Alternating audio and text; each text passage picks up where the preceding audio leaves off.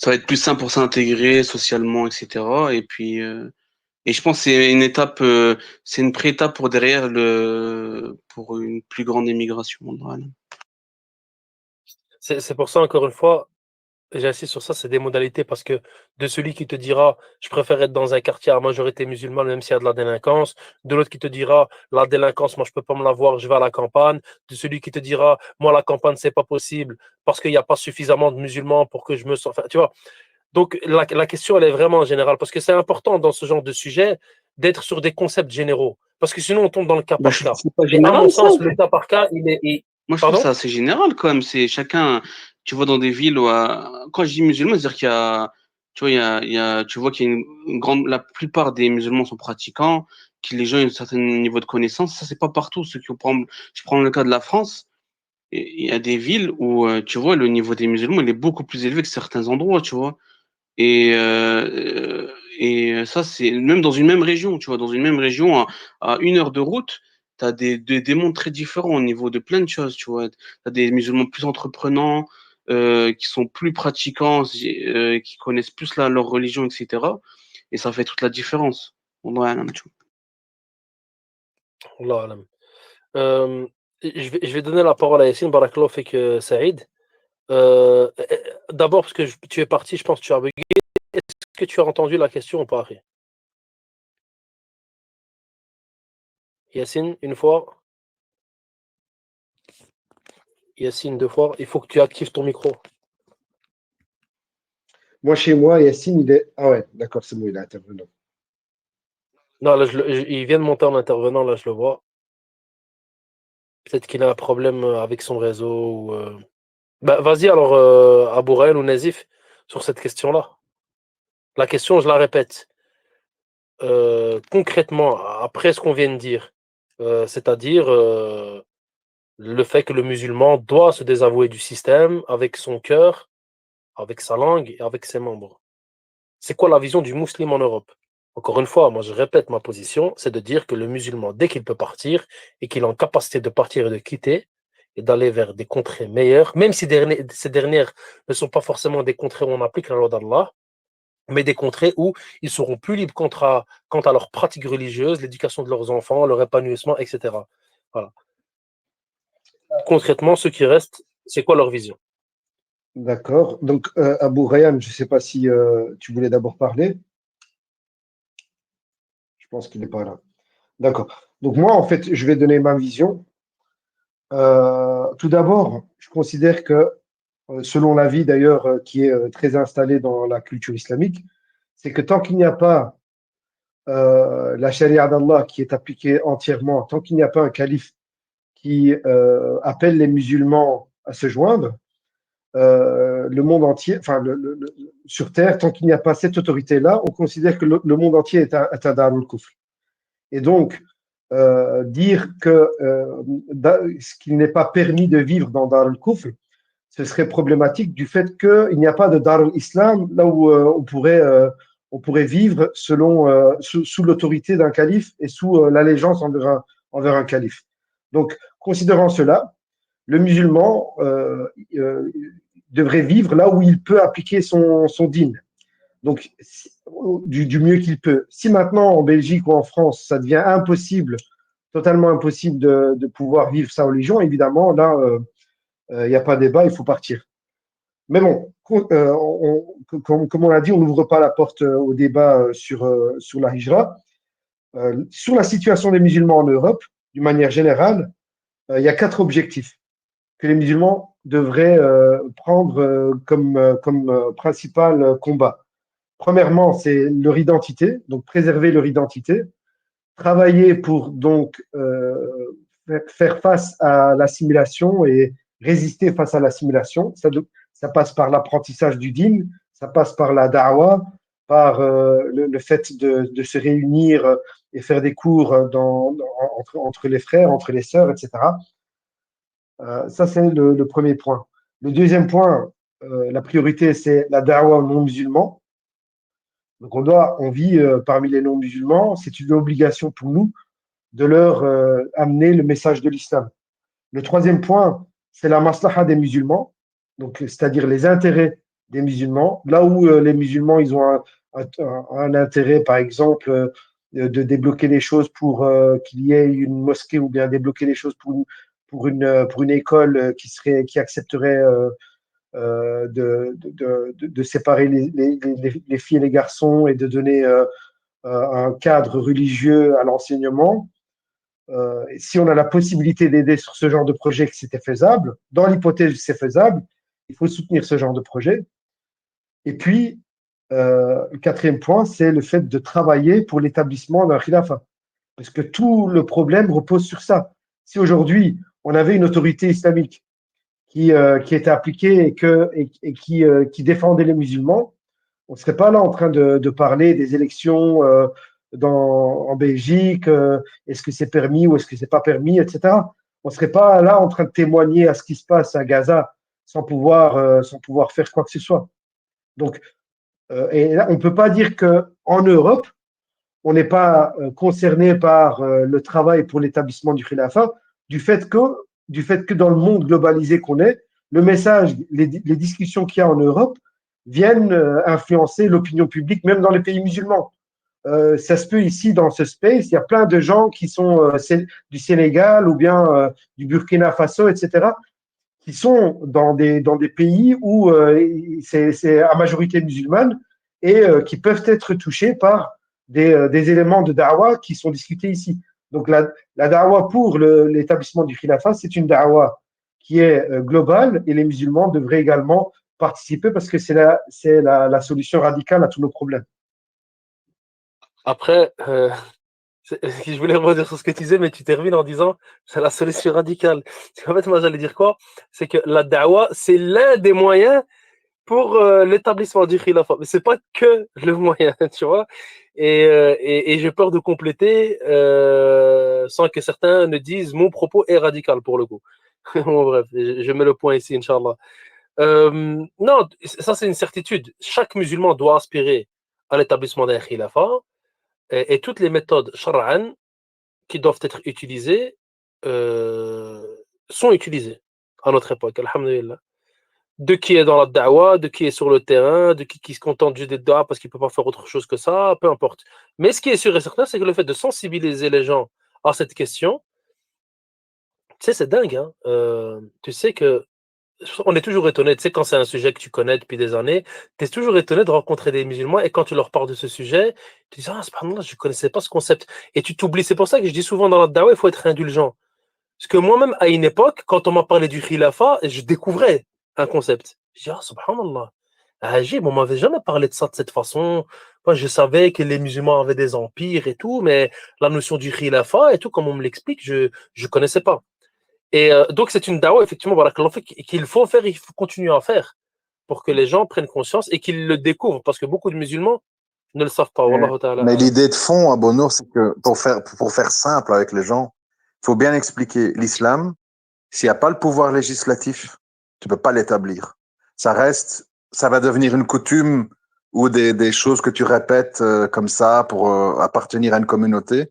Mais en termes d'application sociétale et d'imposition dans la société pour al-wala wal-bara, empêcher le mal, etc., s'il n'y a pas la législation qui va avec, l'islam est inopérant en fait.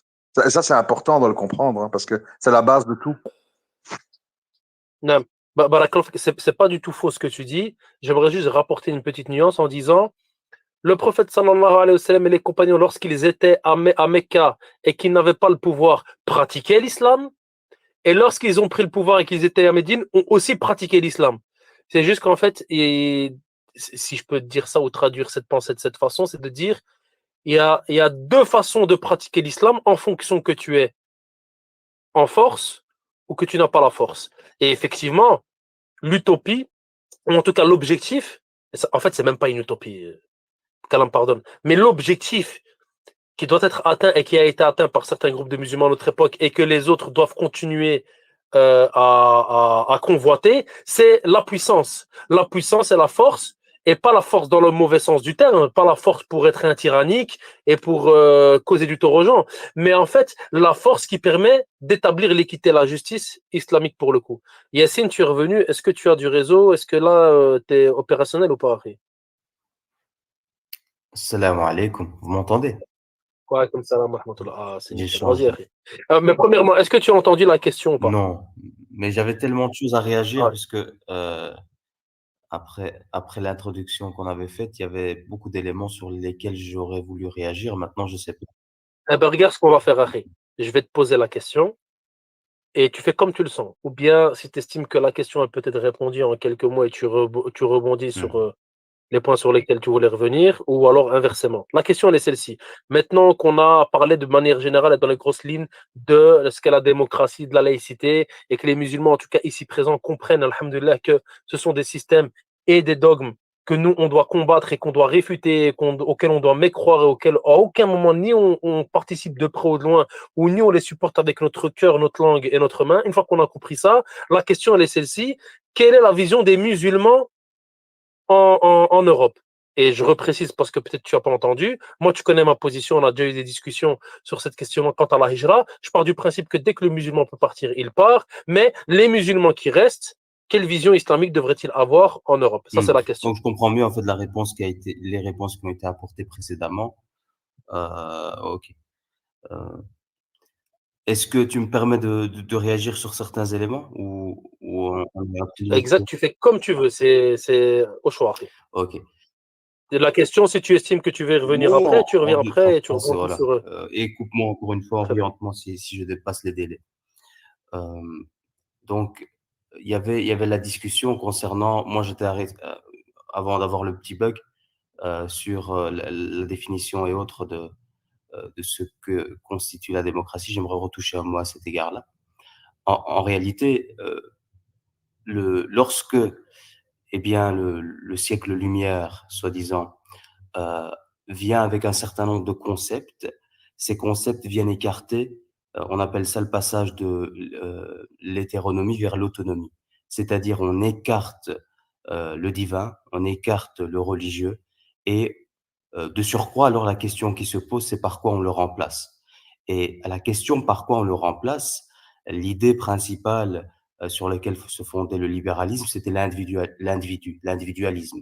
Et donc, si ce n'est plus Dieu, si ce n'est plus le divin qui doit organiser la vie sociétale, qu'est-ce que ce doit être? Eh bien, c'est là que vient la sanctification de la raison humaine et de l'individu roi, l'individu, na'udhu billahi min zalik, mais l'individu Dieu, euh, de substitution, comme on nomme, comme Édouard Delruel le nommait. Et donc, qu'est-ce qui se passe alors? Si c'est, et ça répond un peu à la question de laïcité avant ou démocratie avant, si c'est l'individu et sa raison qui devient le maître, la mesure de toute chose, comme disait Protagoras, ou comme disait John Locke, l'homme est celui, l'individu, l'homme, est celui qui porte potentiellement les caractéristiques du divin. Eh bien, la question qui se pose alors, c'est l'individu qui décide de tout. Mais l'individu, donc sa raison. Mais il y a autant d'individus, autant de raisons qu'il y a de citoyens. Alors, comment on fait? C'est là que ils ressortent, ils modernisent, ils customisent, ils font un peu du tuning avec le concept antique grec de la démocratie et ils l'adaptent à l'avènement de la laïcité, de cette séparation du temporel et du spirituel, qu'il y ait un Dieu ou pas, peu importe. L'important, c'est qu'il ne se mêle pas de la vie quotidienne. Euh, et c'est là que on réactualise le concept de démocratie. Donc, ça peut peut-être répondre aussi à votre question, lequel vient en premier. Oui, la démocratie en tant que concept nominal est antérieure, mais dans sa forme actuelle, elle est le fruit, elle est passée par le moule de la laïcité. Et donc, chose est dite, si c'est le système dans lequel le divin est rejeté, la norme, le bien et le mal n'est plus défini par l'absolu omniscient et omnipotent, Allah exalté soit-il Dieu, il est défini par qui? Par l'individu limité, faible et ainsi de suite. Et donc, le système démocratique est celui qui substitue à Dieu eh bien, la divinisation de l'homme. De ce point de vue philosophique, n'oublions pas, quand on parle de système, bien que je concède que les gens qui votent et autres n'acceptent pas cette base ou ce socle philosophique. Il ne faut pas oublier que ceci est là. Alors que l'islam dit Surat Al-A'raf. Le commandement, la législation et la création, tous deux appartiennent à Allah, exalté soit-il. Et là, tu disais, j'avais entendu la notion de tout, l'islam n'est pas que spirituel. Ou alors on pourrait reformuler cela différemment en disant que, en fait, la spiritualité de l'islam, c'est une spiritualité qui transforme tout acte politique, matériel, qui mixe l'esprit, qui fait le majz, le mélange de l'esprit et de la matière, dans le sens où toute action, même mondaine, même aussi banale que boire de l'eau, peut devenir une action spirituelle du moment où l'intentionnalité est de le faire pour dire « Ya Allah, j'assouvis ma soif avec le moyen dont tu m'as rendu licite ». Et même l'action de boire de l'eau, l'action de lire un journal pour suivre l'actualité, si tu le fais par souci de te soucier de tes frères et sœurs, de ton souci de comprendre le monde pour pouvoir y apporter le renouveau civilisationnel de l'islam, même l'action de lire un journal peut se transformer en une action spirituelle. On avait parlé avec toi dans un space du fameux dialogue entre Mu'adh ibn Jabal et Abu Musa al-Ash'ari, radiallahu anhuma, où ils attendaient dans ce fameux dialogue sur le Qiyam al-Layl de leur sommeil autant de récompense, de hasanat, que de leur action de Qiyam. C'est là que, voilà, je veux dire que la spiritualité en islam, c'est pas du shintoïsme, c'est pas du judaïsme, c'est pas du christianisme, et ce n'est pas non plus du capitalisme ou du communisme qui est purement matériel ou mondain ou politique, ni purement spirituel. C'est le seul paradigme, la seule aqidah qui est politico-spirituelle, si vous me permettez l'expression. Car tout est spirituel en islam. Vous n'aurez pas cru aussi longtemps que vos passions, vos désirs, vos actions, vos envies, vos décisions, vos choix ne sont pas en accordance avec ce que j'ai apporté, avec le Coran et la Sunna. Donc voilà, pour ce point-là. Ensuite, avant de parler d'alternatives, c'est que quand on parle de démocratie, cette démocratie, elle a tu avais mentionné cela, les problèmes de rouage systémique. C'est pour ça que à partir des Gilets jaunes, vous avez vu un monsieur qui se nomme Étienne Chouard, qui est celui qui défend le tirage au sort. C'est un démocrate aussi, hein. Mais pour vous montrer que le choix électoral n'est pas l'apanage de la démocratie. Le système électoral n'est qu'un procédé parmi d'autres de la démocratie. Car le tirage au sort est défendu par Étienne Chouard parce qu'il a vu ou il voit différents détenteurs de cette théorisation que le processus électoral a beaucoup de défauts. C'est qu'il permet la corruption de différentes manières, c'est-à-dire que soit par ceux qui financent une campagne électorale, peut-être qu'en Belgique les chiffres ne sont pas si élevés, mais en France, aux États-Unis, on parle de chiffres surtout aux États-Unis, que vous chiffrez en centaines de millions.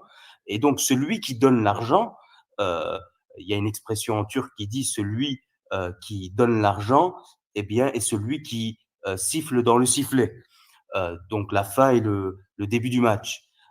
Et donc l'intervention des différents lobbies, des différents détenteurs du capital vient en enjeu. Et donc avec Macron, on l'a vu à multiples et multiples reprises, ou même à l'époque de Sarkozy, ou même de François Hollande et autres, c'est des sujets récurrents. Ou alors en Belgique, Michel Claes, qui était inspecteur juge, et je pense qu'il voulait être présenté dans les élections aussi, mais soit il disait que le taux de corruption en Belgique est à un niveau incommensurable. Ça permet aussi, on en a parlé, de former des dynasties politiques, ou ce que Alexis de Tocqueville parlait de la tyrannie de la majorité. En réalité, la démocratie, bien qu'elle prétend être théoriquement, même théoriquement, donc on est contre cela, mais que la souveraineté, donc le bien et le mal, comme disait Robespierre, la démocratie, c'est le système où le peuple est souverain et il est dirigé, il se gouverne par les lois qui sont le fruit de son ouvrage.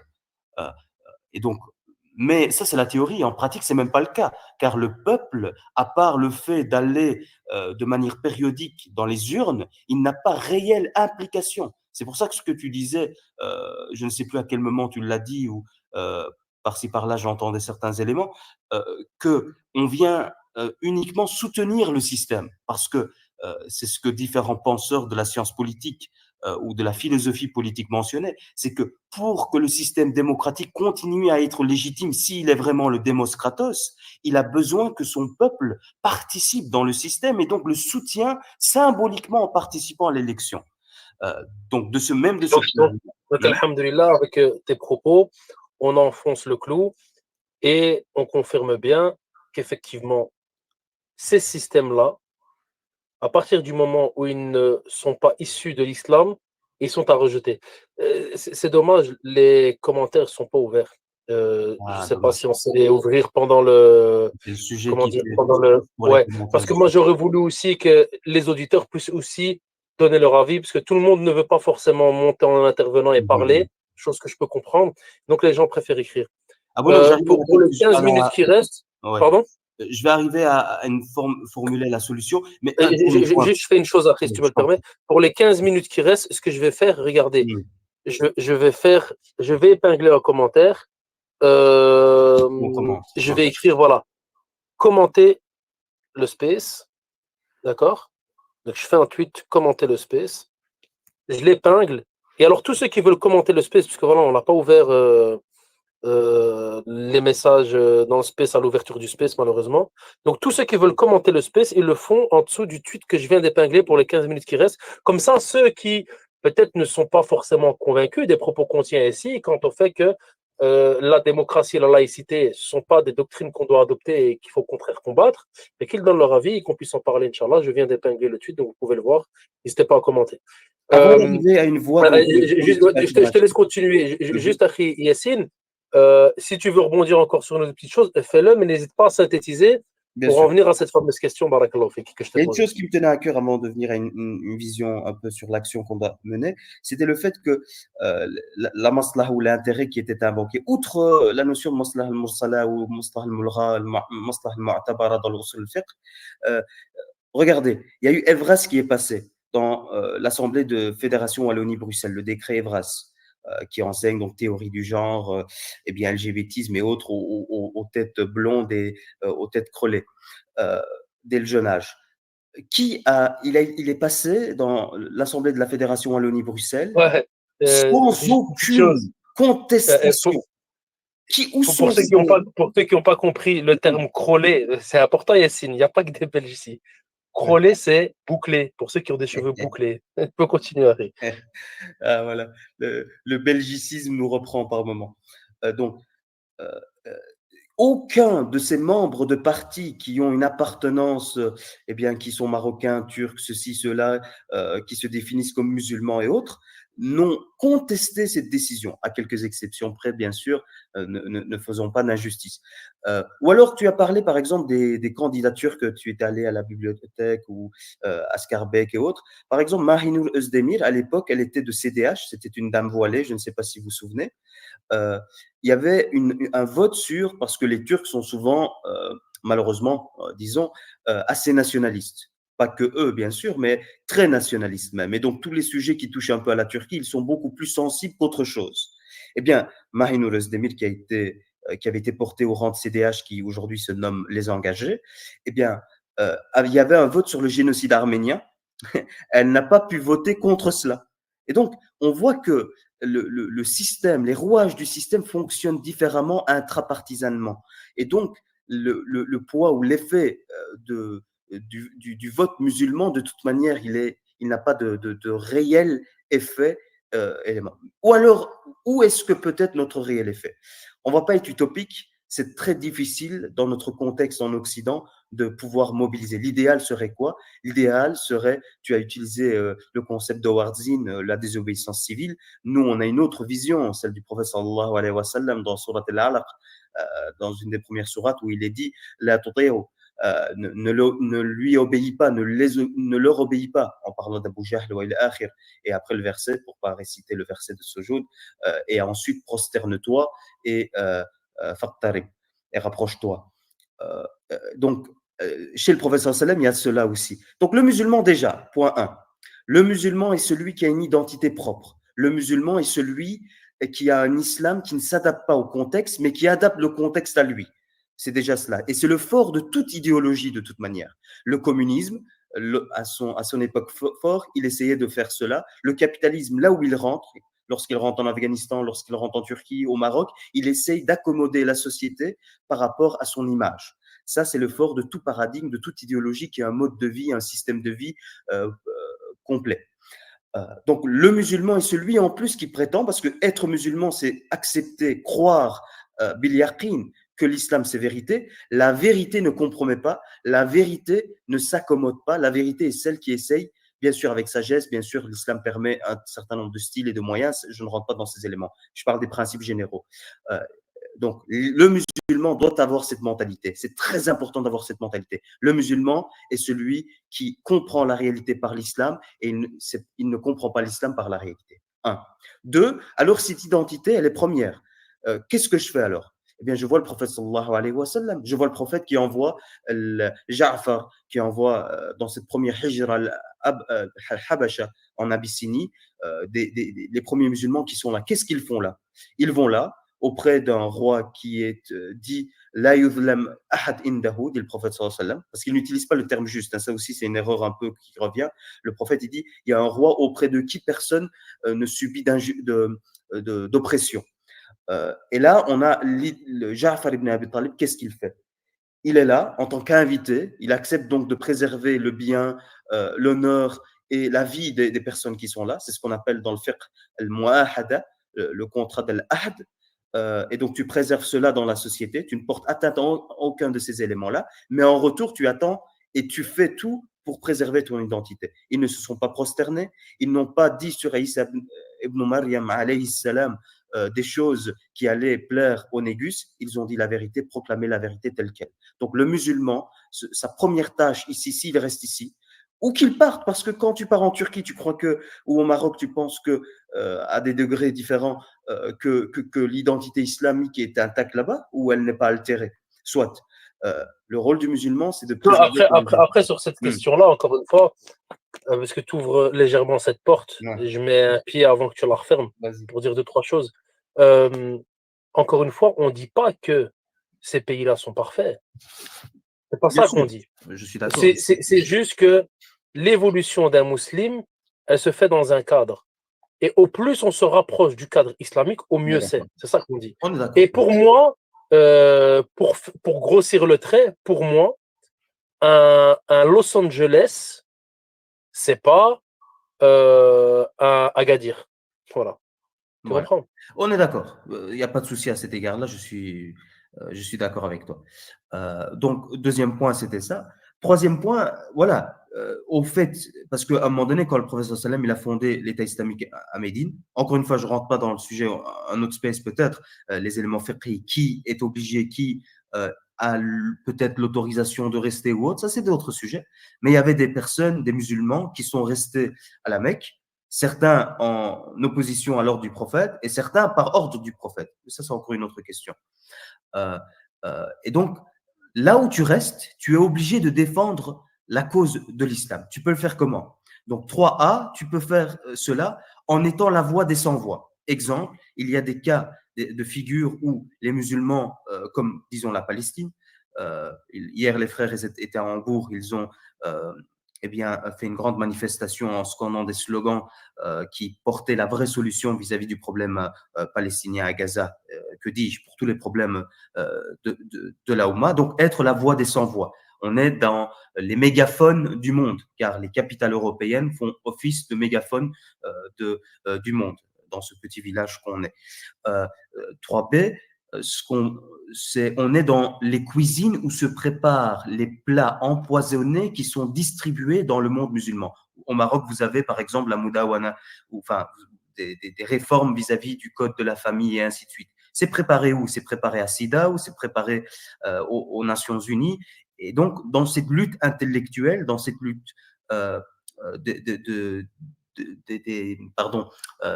Battle of Hearts and Minds, des cœurs et des esprits, nous avons un rôle à jouer. Ensuite, le frère l'a très bien mentionné, le fait d'inviter les non-musulmans à l'islam et le fait à chaque fois qu'une atteinte est portée aux musulmans, de faire front commun. Et là, c'est faire travailler, les musulmans doivent, s'ils sont ici, faire travailler cette institution de l'union. Très difficile, je suis d'accord, mais je parle dans les termes théoriques ici. Et donc, se mettre d'accord sur certains éléments catégoriques que peu importe les tendances, chaque musulman doit être d'accord, sinon il n'est pas musulman. Et donc, de se faire promesse de passer à l'action à chaque fois que c'est là. Donc, pour synthétiser en un mot, la vision du musulman, quelque part, c'est la da'wa en Europe. On est d'accord? La da'wa, pas que la da'wa, parce qu'il y a la da'wa, il y a... Pour moi, juste une chose, pour moi, la da'wa, c'est pas juste être derrière un pupitre et transmettre un cours. Pour moi, la da'wa, c'est plus que ça. C'est mener certaines actions, comme toi et moi, on a pu le faire, par exemple, quand on est parti à un rassemblement anti-islamique, c'est pouvoir, dans certains cas, quand la manifestation est encadrée, que des frères puissent s'organiser afin justement de marquer le coup sur tel événement. Pour moi, tout ça, c'est la da'wa. D'ailleurs, il y a une manifestation à Amsterdam, symboliquement à cet égard encadrée selon les règles islamiques. Demain, j'y vais y aller. Donc où il n'y a pas de mixité, où des slogans non islamiques sont interdits, où les drapeaux non islamiques sont interdits et que les drapeaux de Rasoul sallallahu alayhi wa sallam concernant lesquels... Je serais bienvenu, mais je suis à Paris. Oui, général, je le dis, se dit en passant. Et dernier point. Si tu me le permets, ça c'est important que les gens puissent l'entendre. Et après, je te laisse conclure, comme ça on donne quand même la parole au frère Abou Rayyan. Merci d'avoir patienté. Il n'y a pas de souci. Et parce que voilà, il est quand même minuit 26 et en vérité, on clôture à minuit 30 et je ne voudrais pas qu'on déborde. J'arrête ici alors. Barakallahu fikoum. J'ai essayé d'apporter mes contributions. Qu'Allah. Jazakallah khair, comme d'habitude, c'est toujours un plaisir. Juste une précision, quand le frère Yassine parle de manifestation, on ne parle pas de manifestation dans la mixité avec des drapeaux LGBT. Il n'y a rien de tout ça. Ça, il faut le comprendre. C'est d'autres types de manifestations. C'est des musulmans, des frères, il y a une discipline, il y a un message. Et si drapeau il y a, c'est le drapeau de la ilaha illallah, c'est le drapeau du tawhid. Il faut que vous le compreniez. D'accord? C'est pour que les gens puissent... Tu veux peut-être conclure en un mot ou deux? On donne la parole avec Abou Rayyan et à mon avis, on conclut avec lui, Akhi. Et voilà, je suis d'accord avec le frère Nazif quand il parle que le fait que l'horizon indépassable du musulman, pour paraphraser un peu Sartre quand il parlait du communisme, c'est le khilafa. Et je sais bien que tu l'as pas dit dans ce sens-là, Bruno, hein, je te comprends parfaitement, mais quand certains musulmans parlent d'utopie vis-à-vis de cela, n'oublions pas, dans les arba'a, ou que ce soit même au-delà, ou les zahirites. Je t'interromps pour traduire, parce que peut-être que tout le monde n'a pas compris, c'est que en fait, les savants sont unanimes pour dire qu'il est une obligation pour le musulman, quelque part, faire les causes pour l'avènement du khilafa. Et c'est un consensus des 4 écoles. Ouais, akhiru da'wana, alhamdulillah, rabbil alamin. Jazakallah khair, barakallahu fik, akhi al-karim. On va conclure avec Abou Rayyan et puis on ferme le space, Inch'Allah, barakallahu fikum. Ouais, barakallahu fik, je voulais juste une précision, peut-être j'ai mal compris, hein, mais comme ça, il n'y a pas de malentendu. Quand j'entendais le frère Yassine dire des plans qui sont concoctés à gauche, à droite, aux Nations Unies, bon, il faut quand même faire attention de ne pas être dans le déni, parce que le déni, c'est dangereux. Le déni que parmi la population tunisienne, algérienne, marocaine, égyptienne et compagnie, il y a une partie des gens, bon, combien de pourcents, j'en sais rien, il y a une partie des gens qui aspirent réellement à ça. Ils veulent la démocratie, ils veulent la liberté, ils veulent le féminisme, ils veulent beaucoup de choses qui ne leur sont pas imposées, mais auxquelles ils aspirent et parfois même ils partent de leur pays et ils viennent ici, ils écrivent des bouquins, ils sont invités à la télé pour promouvoir le fait qu'ils déplorent. Il faut savoir qu'à l'heure où nous on se plaint qu'en Algérie c'est pas assez ceci, qu'au Maroc c'est pas assez cela, tu as des gens qui viennent de là-bas et qui arrivent ici, qui écrivent des bouquins, qui vont à la télé, qui se plaignent que c'est trop. Et que c'est pour ça qu'ils sont partis. Donc, en fait, il ne faut pas être dans le déni qu'il y a une partie de la population qui aspire à l'humanisme triomphant et tout ce qui va avec. Et ce n'est pas toujours quelque chose qui est subi. Je voulais quand même le dire, quoi. Voilà.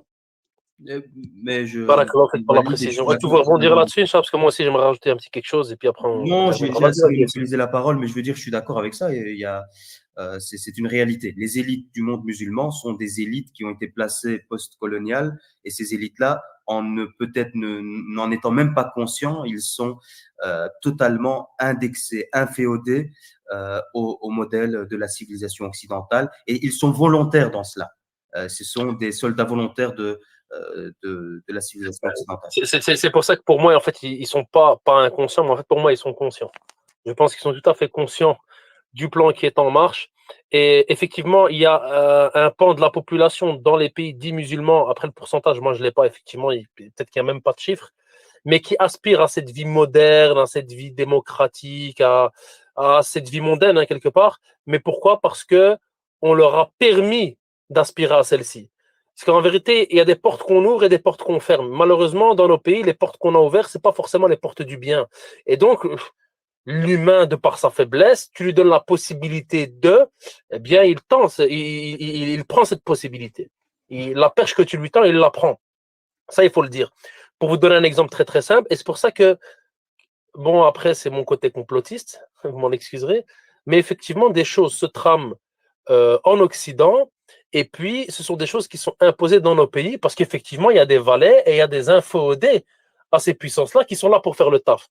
Exemple très simple, c'est de dire, le docteur Mohamed Talal Lahlo nous avait dit une fois qu'un frère qui travaille avec la Banque mondiale lui avait confié, ouvrez vos oreilles, qu'à partir, si je ne me trompe pas, de la date, il me semble que c'est 2028, à partir de 2028, parmi les conditions, d'accord, parmi les conditions, dans un prêt octroyé à un État, il faut savoir que les États demandent de l'argent à la Banque mondiale et les prêts sont octroyés. Parmi les conditions, à partir de 2028, c'est que ces États fassent la promotion du LGBTisme. Donc notez bien ça. Je vais vérifier, mais il me semble que c'était 2028. Je suis quasi sûr à 99%, mais j'ai... Bref. À partir de 2028, ne soyez pas étonnés que dans tous nos pays dits musulmans, on fasse, peut-être progressivement, peut-être par étapes, au début de façon subtile, mais à terme de façon ouverte et claire, la promotion du LGBTisme. Sachez-le. Et ça fait partie en fait des mécanismes imposés par ceux qui nous gouvernent dans nos pays et dictés par les Occidentaux. Ça, il faut le comprendre. Parce que tout n'est pas gratuit. Une forme de souveraineté, c'est pas gratuit. Une indépendance, c'est pas gratuit. L'argent et les financements, c'est pas gratuit. Les coopérations dites bilatérales, c'est pas gratuit. Donc tout ça, c'est un prix. Malheureusement, le prix, c'est la sécularisation de nos pays et petit à petit la déconstruction, en tout cas le détricotage de l'islam, notamment au niveau législatif. On a un peu débordé les minutes 32. Donc le rendez-vous, vous le connaissez, on a repris. Il est tout à fait probable que parfois on saute un samedi, que certains frères ont des obligations, ils ont d'autres organisations. Donc il n'est pas impossible que parfois on fasse un samedi sur deux. Mais de manière générale, on essaie de fixer ça au samedi, 22h30, minuit 30. Vous connaissez le concept. News Islam, vous vous abonnez. L'idée, c'est de mettre en avant des informations de l'actualité qui concerne les musulmans de par le monde. Vous pouvez les consulter. Samedi, on en parle. Vous êtes tous les bienvenus.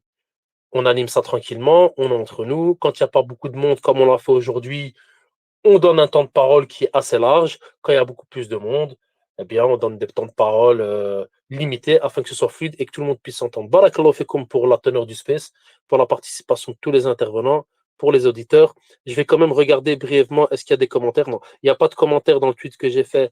Donc, la prochaine fois, on fera attention à ouvrir l'espace commentaire pour le space, afin que tout le monde puisse s'exprimer. Il est important pour nous d'avoir un retour des auditeurs, d'accord ou pas d'accord. Vous nous dites un peu ce que vous en pensez, et on en parle. Barakallahu fikum. On implore Allah Azza wa Jalla de nous guider, de nous montrer la vérité comme étant la vérité, de nous y soumettre, de nous montrer le faux comme étant le faux, et qu'on s'en éloigne. Qu'Allah Azza wa Jalla, croyants, de véritables monothéistes, adorons seuls, sans rien lui associer, de faire de nous de véritables croyants qui désavouons tous les systèmes qui sont en contradiction avec l'islam et avec la charia d'Allah, que notre cœur au niveau législatif ne soit porté que par la révélation noble d'Allah Azza wa Jal et de la tradition du prophète Mohammed sallallahu alayhi wa sallam. On implore Allah Azza wa Jal d'unifier les rangs, d'unifier les cœurs, surtout en cette époque de troubles, et qu'Allah Azza wa Jal accorde la victoire à tous ceux qui luttent dans son sentier contre les envahisseurs et ceux que leur cause du tort, qu'Allah Azza wa Jal utilise dans le bien. S'il y a un bien qui a été dit ou fait, c'est de par la grâce d'Allah Azza wa Jal, et s'il y a un mal qui a été fait, c'est de notre cause. qu'Allah nous pardonne. Subhanakallahumma bihamdik, ashhadu an la ilaha illa ant, nastaghfiruka wa natubu ilayk. Assalamu alaikum wa rahmatullahi wa barakatuh. Assalamu alaikum wa rahmatullahi wa barakatuh.